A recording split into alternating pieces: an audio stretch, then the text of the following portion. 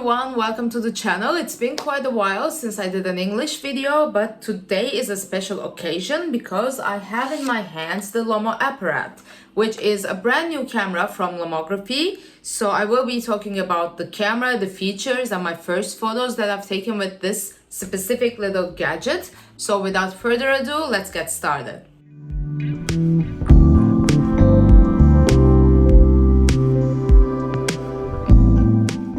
Hi everyone, welcome back to the channel. It's Nural and I am here with a new video about this little gadget called LomoApparat from Lomography, like I said before.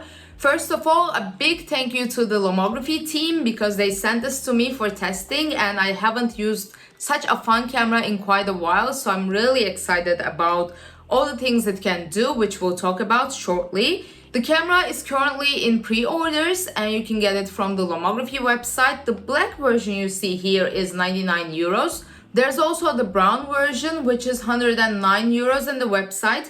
Technically, they are the same camera, it's just a different design, and I personally think the brown looks better, but they'll do the work the same way. This is very close technically to either a single-use camera or the Lomography simple-use camera, but it has on top of it a ton of additional features. The reason that I say it's close is because it's a point and shoot. It doesn't do anything automatically. There's no auto exposure or there's no autofocus. So technically it's a very simple point and shoot camera. But like I said, it has a ton of additional features. One of the most amazing things I think is the 21mm wide angle lens. So it has quite a wide capture area when you take a photo, which you cannot really find in most of the simpler cameras. And it has two shutter speeds. So here you have the on and off button. And when you turn the camera on, it first goes to N, which is the normal exposure mode, and the shutter keeps open for 100 of a second. And then here you have the B for the bulb, long exposures, which keeps the shutter open as long as you have your finger on the shutter button here. And with this, you can do long exposures, like I said, or you can do light painting if you want to try something out like this. And then you can, of course, turn the camera back off from here. Then we have the flash. Like I mentioned, it's not auto exposure, so you have to think of the film you're gonna use. For my first trials, I used the 400 ISO film because I started shooting at night and I didn't want to go with something lower because I wanted to keep my exposure time faster, if that makes sense. I started at night on 31st December, so my first photos were fireworks and I did about 10 seconds or so exposure. With the 400 film, I think they turned out quite great. But if you don't want to do a long exposure but using this at night, you can use the flash and the button is here. And with the click, you can turn it off or on. Those who are familiar with Lomography cameras probably already know that Lomography loves to add flash filters to their flashed version cameras. The flash filters are usually just like transparency little, how do I call it? Like little tags that you can put in front of the flash. But the cool thing with this camera is they actually added a little mechanism here that you can slide up and change the color of the filters. So right now I have red on top and then I have the blue here and then there's a blank one, and you can actually slide these off and change the colors, which is quite nice. And then you just slide this back in and depending on your preference, shoot with or without the flash. So that's one thing. And another on-camera setting we have is, of course, again, those familiar with the Lomography brand will know this, but we have the MX button here. This allows us to do multi-exposures. So when you first click the shutter, the second time it doesn't fire. But if you slide this to MX, then you're allowed to shoot a second, third, fourth photo on top of it, which is quite nice and I quite enjoy this, and it comes in handy with one of the accessories, which we'll talk about after we load the film in.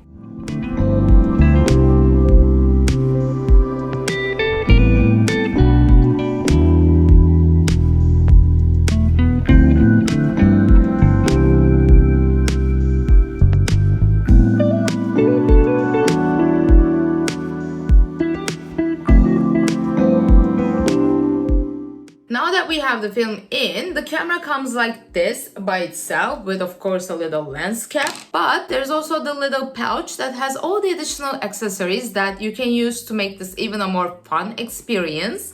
If I remember correctly, it focuses from 50 centimeters to infinity by itself. So that's what I used mostly. But within the pouch, we do have this close-up lens, and you can just slide it on top of the lens itself like so. And when you put this in like that, you will get to shoot up to 20 centimeters from close up. So from, like I said, if I remember correctly, from 50 it brings your focusing distance to 20 centimeters. But I didn't use this a lot because 50 for me worked fine, and I mostly shot large, like farther away objects, so that wasn't an issue. And then the second thing is we have the splitzer. Again, it works in the similar fashion that the close-up lens does. You just slide this on top of the lens. From here, if I can, you just turn it around and change your exposure area. So you can do 1/4, or you can do even smaller. The MX button comes in handy with this because when it's like that, you only expose this area. You click the MX button, then you turn this around and shoot a different area of the film. So it's not exposing on top of each other, but next to each other. The only issue with the splitzer is it's quite large because it's round, and because of the size, normally from here, when you look through the viewfinder, you see what's opposite from you. You don't see what you're focusing really because there's no connection to the lens itself. It's just on top here. But with the splitzer, you actually don't see what you're shooting. So when I was using the splitzer, what I did was first look and focus on what I wanted, and then without moving where I was, put this on and take the photo like that. So that was a nice little trick I used. Last but not least, we have one more attachment for the lens within the pouch, and that is my absolute favorite because this is a kaleidoscope. And I tried to fake this with like party sunglasses, and there's some options in eBay and other websites as well, but I use quite a bunch of different cameras, so I haven't been able to find one version that I would use the most. But the geniuses in Lomography actually made this just like any other lens attachment this camera has. So here, if I can sort of zoom in like this, will it work? So you can see how I look, and that's exactly how the photos look. So you just slide this in on top of the camera, and that's it. You again see whatever you're shooting. So you from here, you don't see the kaleidoscope effect, but in the end result, you get a really different view of something being exposed a bunch of times. And these are my favorite photos that I shot with the kaleidoscope attachment. Now that we covered all the attachments for this little gadget, I have to say I had a blast using this. So far I only finished one roll of film, but I tried to test out all the different attachments as you saw in the example photos I already shared. My favorite is the kaleidoscope, and I also love the splitzer and the multi-exposure. The only thing that would make this camera even more perfect would be maybe an auto exposure, but other than that, I have no complaints. For a simple point and shoot camera to have so many attachments, have such a wide angle lens, have the multi exposures built in directly into the camera as different buttons, it's just great. And I really loved using this. For newbies who are just getting started, I would probably invest in this rather than a simpler, more like a single-use camera or a reusable single-use camera, because with those you don't get all these additions and you get bored more easily, whereas with this camera you get to test out more things and learn more things and try out different effects within the camera itself, within the photos themselves while you're shooting. So that's really a fun thing to experience.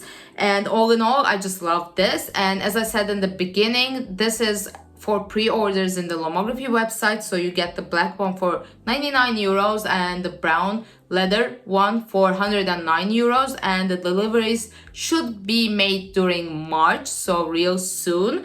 By the way, if you have any questions about this camera, just drop me a line below in the comments box and I'll get back to you as soon as I can. And for those who are new to the channel, if you haven't done so, please do subscribe. I don't always post in English, but I try to add English subtitles, so you'll get 2 videos per month or 3 depending on how long the month is every other week. And I'll see you here next time. Bye!